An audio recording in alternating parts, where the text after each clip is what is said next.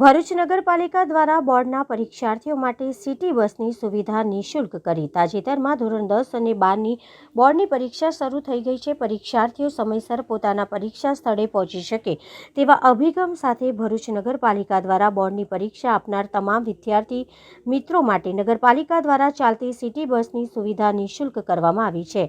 પરીક્ષાર્થીઓ ફક્ત એમને પોતાની હોલ ટિકિટ બતાવવાની રહેશે તેમજ ભરૂચ નગરપાલિકા પ્રમુખ શ્રીમતી વિભૂતિબા યાદવે પત્રકાર પરિષદમાં જણાવ્યું હતું।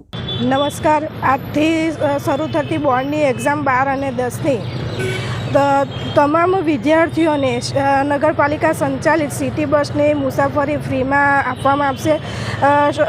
સ્ટુડન્ટોને માત્ર એમની હોલ ટિકિટ બતાવવાની રહેશે। એમને જે પણ જગ્યાએ જવું હશે ત્યાં તદ્દન ફ્રીમાં મુસાફરી આપશે અને આજથી થતી બોર્ડની એક્ઝામ માટે તમામ સ્ટુડન્ટને હું શુભેચ્છા પાઠવું છું અને આવનારું જીવન એમનું ઉજ્જવળ બને એ માટે શુભકામના પાઠવું છું।